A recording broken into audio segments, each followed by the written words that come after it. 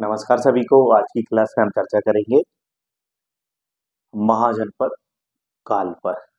और महाजनपद काल में हम देखेंगे 16 महाजनपद, और 16 महाजनपद में देखेंगे मगध कैसे शक्तिशाली बना, और मगध में कौन कौन से राजाओं ने, किन किन वंशों ने कैसे शासन किया, कौन सी नीति अपनाई, और इन नीतियों पर और इन वंशों पर चर्चा करेंगे इस क्लास में। तो आइए हम चलते हैं कि सबसे पहले ये देख लीजिए कि वैदिक काल को हमने दो भागों में बांटा था, ऋग्वैदिक काल और उत्तर वैदिक काल। तो ऋग्वैदिक काल में प्रशासन की इकाई 1500 बीसी में क्या थी? जन थी। और यही जन मिलकर क्या बन गया? 1000 बीसी में जनपद बन गया। और यही जनपद मिलकर 600 बीसी में किस में परिवर्तित हो गए? महाजनपद। एक बड़े विशाल भूभाग और उस पर रहने वाली एक बड़ी जनसंख्या, उसको महाजनपद कहा जाता था। जिसका एक राजा हुआ करता था, तो जिसकी अपनी एक प्रशासनिक संरचना थी, राजनीतिक एक पूरी की पूरी संरचना, एक ढांचा हुआ करता था, जो एक बड़े विशाल भूभाग पर और उसकी जनता और संसाधनों पर नियंत्रण रखता था। तो यहाँ हमें 16 महाजनपद दिखाई देती हैं। 16 महाजनपद का उल्लेख हमें दो ग्रंथों में मिलता है, एक बुद्ध ग्रंथ अंगुत्तर निकाय और दूसरा जैन ग्रंथ भगवती सूत्र। 16 महाजनपद और उनकी राजधानी आपसे पूछ लेता है कई बार प्रारंभिक परीक्षा में कि बताइए उसकी प्रारंभिक उनकी ये महाजनपद है, इसकी राजधानी क्या है, आपको जोड़ी मिलान करने के क्रम में दे सकता है। तो अंग महाजनपद की राजधानी क्या थी? चंपा।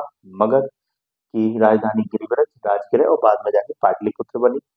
काशी की क्या थी? बनारस। वत्स की क्या थी? कौशाम्बी। कौशल की क्या थी? श्रावस्ती।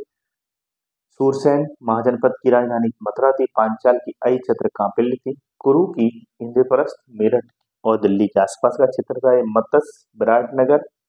चेदी की सोतीमती सुक्तिमती। अवंती की उज्जैनी महिष्मती। गांधार की तक्षशिला। कंबोज की हाटक या राजपुर। अस्मक की पोटर। अस्मक एक महाजनपद जो थी दक्षिण भारत में अकेली महाजनपद थी। बज्जी की वैशाली। मल्ल की कुशीनगर या पावा। तो ये 16 महाजनपद, उनकी राजधानी आपको याद होना चाहिए। अगली बात है कि इन 16 महाजनपदों में सबसे शक्तिशाली महाजनपद कौन सी थी? आप सबको बता दें, मगध थी।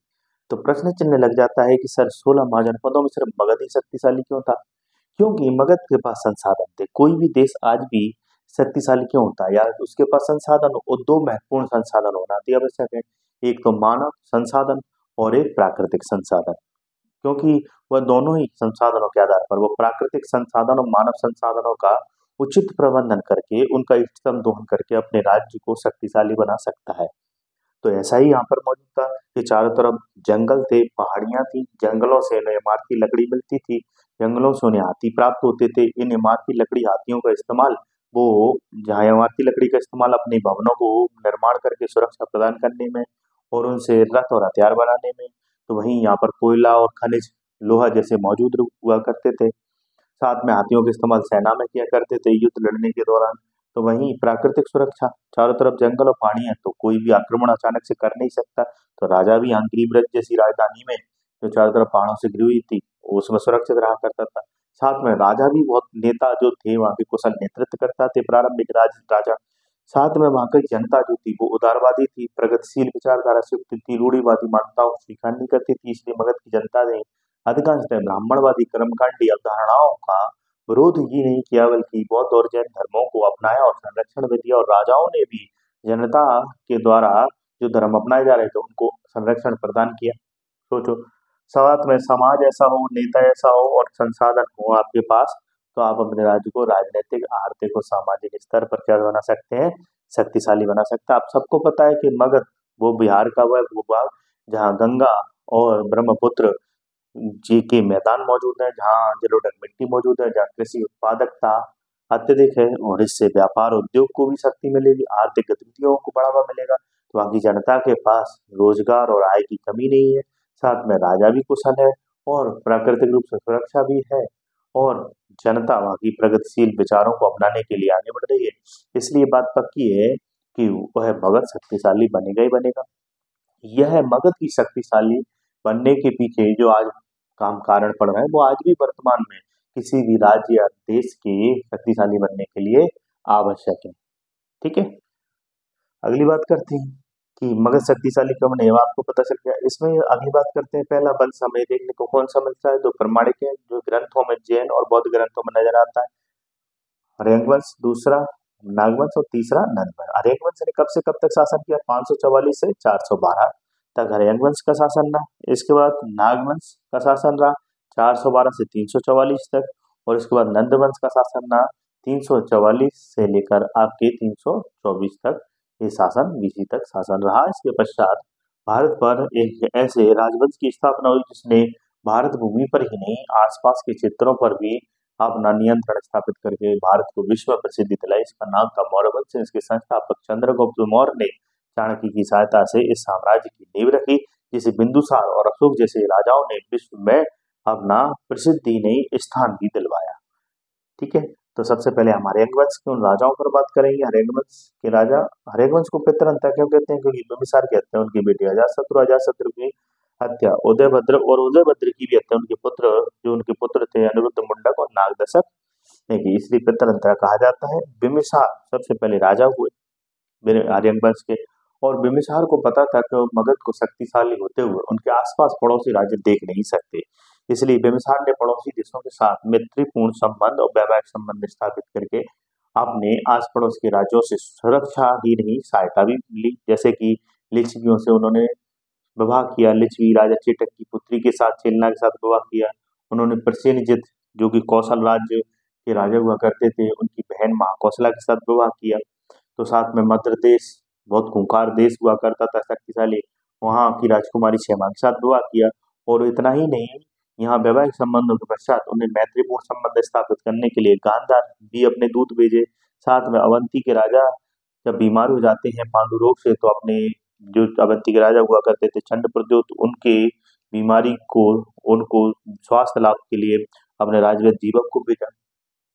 परंतु जब इनका बेटा अजातशत्रु महत्वाकांक्षी था, कुणिक उनके बचपन का नाम था, उन्होंने बिंबिसार को राजगद्दी से हटा दिया और एक जेल में डाल दिया, जहाँ बिंबिसार की मृत्यु हो जाती है। और अजातशत्रु ने अपने पिता के विरुद्ध जाके काम किया, और इसने पड़ोसी देशों के साथ, पड़ोसी राज्यों के साथ जो शत्रुता, जो मैत्रीपूर्ण संबंध थे, उन्हें शत्रुता में परिवर्तित कर दिए। इन्होंने लिच्छवियों पर आक्रमण किया, इसने प्रसेनजित जैसे राजा पर आक्रमण किया, इसने अंग, चंपा और अन्य आस पड़ोसी राज्यों पर आक्रमण करके उन्हें अपने कब्जे में लिया। परंतु अंततः जब इन्हें पता चला कि इनके द्वारा किए गए कार्यों से इन्हें अशांति हुई कि मैंने कितने लोगों, निर्दोष लोगों को मारा, मैंने अपने पिता के साथ भी गलत किया, बौद्ध धर्म में इन्होंने बाद में शरण ली, तो इन्होंने बाकायदा प्रथम बौद्ध संगति, जब बौद्ध भगवान की मृत्यु हो जाती है तो उनके भागों को निर्माण प्राप्त होता है बौद्ध भगवान को, तो बाकायदा 483 बीसी में ये प्रथम बौद्ध संगति अपनी राजधानी राजगीर की सप्तमणि गुफा में कराते हैं अजातशत्रु, और बाकायदा नैतिकता का भी पालन करते हैं, नैतिकता की शिक्षा का प्रसार भी करते हैं अजातशत्रु। तो अजातशत्रु के पश्चात इनके बेटे उदयभद्र ने अजातशत्रु की हत्या कर दी। उदयभद्र के भी पुत्र हुए अनिरुद्ध मुंडक, नागदशक, इन्होंने एक दूसरे के खिलाफ कार्रवाइयां की और हत्याएं की, और अंतिम राजा नागदशक से जनता संतुष्ट होकर उसकी अयोग्यता का लाभ उठाकर जो आमात हुआ करते थे नागदशक की, शिशुनाग, उन्होंने नागदशक को मारकर एक नए वंश की स्थापना की शिशुनाग ने, जिसका नाम था नागवंश। नागवंश के राजा शिशुनाग ने अवंती पर कब्जा कर लिया, क्योंकि अवंती एक विशाल साम्राज्य होता जा रहा था और उसकी सीमाएं कहीं ना कहीं मगध साम्राज्य के राज्यों से भी टच हुआ, मगध राज्य से भी टच हुआ करती थी, मगध महाजनपद से। इसलिए डर था कि कहीं अवंती मगध पर कब्जा न कर ले, इसलिए शिशुनाग ने अवंती पर कब्जा किया। इसलिए शिशुनाग को अवंती विजेता भी कहा जाता है, और उसने अपनी राजधानी वैशाली बनाई। बाद में पश्चात कालाशोक ने पाटलिपुत्र को अपनी राजधानी बनाया। याद रखें कि उदयभद्र ने पाटलिपुत्र को बसाया था, क्योंकि उन्हें पता था उदयभद्र को कि एक ऐसी प्रशासनिक केंद्र की आवश्यकता है जहां से मैं सुरक्षित होकर बिल्कुल आश्वस्त हूं कि मेरे ऊपर कोई भी कभी भी आक्रमण नहीं कर सकता। नदियों के संगम पर, नदियों की द्वारा जल सुरक्षा उनको इस राजधानी के निर्माण से प्राप्त थी पाटलिपुत्र, परंतु शिशुनाग ने वैशाली बनाई। बाद में शिशुनाग के पुत्र कालाशोक ने उस राजधानी को परिवर्तित कर फिर से पाटलिपुत्र में ही अपना प्रशासनिक केंद्र स्थापित किया, और इनके समय द्वितीय बौद्ध संगति का आयोजन भी इन्होंने करवाया। कालाशोक के पश्चात इनके जो राजा हुए नागवंश के, वो हुए महानंदन। महानंदन भी अयोग्य साबित हुए, और महानंदन की अयोग्यता का लाभ उठाकर जो महापद्मनंद थे नंदवंश के, उन्होंने एक नए वंश की स्थापना की, नंदवंश की। महापद्मनंद, ऐसा कहा जाता है, शूद्रदासी के पुत्र हुआ करते थे, और महानंदन की अयोग्यता का लाभ उठाकर उन्होंने इस पर मगध पर कब्जा कर लिया, मगध के राज सिंहासन को हड़प लिया और महापद्मनंद ने बकायदा कलिंग को भी जीता। और इसका उल्लेख खारवेल का जो हाथीगुम्फा अभिलेख है उसमें उल्लेख भी है। इन्होंने वहां नहर का भी निर्माण कराया कलिंग में, और एक राठ एक छत्र की उपाधि भी इन्होंने महापद्मनंद धारण की। इसके पश्चात धनानंद हुए। धनानंद भोगी विलासी अत्याचारी शासक थे, कठोर नियंत्रण जनता पर लगा रखे थे और साथ में अतिरिक्त टैक्स की वसूली की जा रही थी। निर्दोष लोगों के साथ दुर्व्यवहार किया जा रहा था।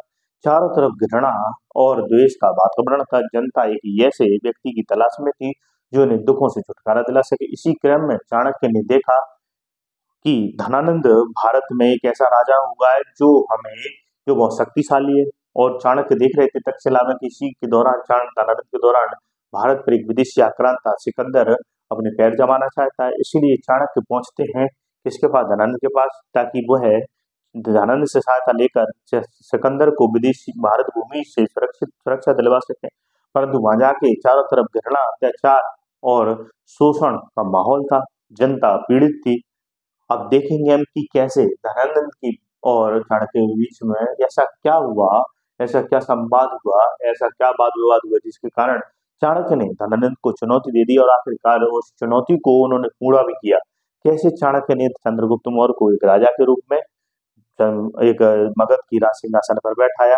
कैसे आगे चाणक्य ने भारत भूमि के लिए एक अर्थशास्त्र जैसे ग्रंथ की रचना की, जो भारत के उस समय के लिए, उस सोचिए आज से 2000 साल पहले उस समय भारत के लिए एक संविधान का कार्य कर रहा था, जिसमें राजा प्रजा के बीच के संबंधों पर, राजा के कर्तव्यों पर, प्रजा के कार्यों पर, भारत और उसमें राजनीतिक व्यवस्था पर, विदेश नीति पर, सब पर चर्चा की गई है। इस पर हम अगले एपिसोड में चर्चा करेंगे। तो यहाँ तक के लिए आज काफी है। अगले एपिसोड में मौर्य वंश पर चर्चा करेंगे। आपको फिर से समराइज करा दूं कि आज हमने क्या क्या पढ़ा। आज हमने देखा कि कैसे आर्य जब भारत में आते हैं ऋग्वैदिक काल में और प्रशासन के रूप में वो जन एक छोटी सी इकाई बनाते हैं, परंतु समय के साथ उत्तर वैदिक काल तक आते आते 1000 बीसी में यही जनपद में परिवर्तित हो जाती है और 600 बीसी के बाद यही जनपद मिलकर एक बड़े महाजनपद के रूप में नजर आती है, जहाँ 16 महाजनपद हमें अंगुत्तर निकाय भगवती सूत्र में देखने को पढ़ने को मिलती है। और यहाँ 16 महाजनपदों में सबसे महत्वपूर्ण महाजनपद शक्तिशाली वो मगध थी, जहाँ संसाधनों के आधार पर यह जनपद समाज की प्रगतिशील विचारधारा और कुशल नेतृत्व के कारण ये शक्तिशाली बन पाई। और इसमें हमने देखा किस प्रकार से हरेंग वंश, नागवंश और यहाँ पर हमने नंद वंशों के शासककर्ता देखे, जिसमें हरेंग वंश में हमने बिंबिसार को, अजातशत्रु को, उदयन को, नागदशक पर चर्चा की और साथ में हमने बकायदा नागवंश के राजा शिशुनाग, कालाशोक, नंदन पर चर्चा की। इसके पश्चात नंदवंश के राजा महापद्मनंद और धनानंद पर चर्चा की। इसके पश्चात हम देखेंगे अगले एपिसोड में मौर्य वंश और मौर्य वंश के वो राजा अशोक जैसे राजा जिन्होंने भारत भूमि को विश्व में प्रसिद्ध दिलवाई, पहचान दिलवाई। तो नेक्स्ट एपिसोड में हम आप सब पर चर्चा करेंगे मौर्य वंश पर। तो ऐसे ही आप पढ़ते रहिए, मन लगा के मेहनत करते रहिए। आज नहीं तो कल हमारा सपना पूरा होगा। आपको सोचना कम, काम ज्यादा करना है। संघर्ष का समय हो तभी हम उसमें धैर्य रखें, बिना निराशा के कार्य करते रहें। आज नहीं तो कल निश्चित रूप से सफल होंगे। मेरी प्रेरणा और मेरी पूरी मेहनत आपके साथ है। आप मन लगाकर मेहनत करते रहिए, एक न एक दिन हम जरूर अपने लक्ष्य को जरूर प्राप्त करेंगे। जय हिंद, जय भारत।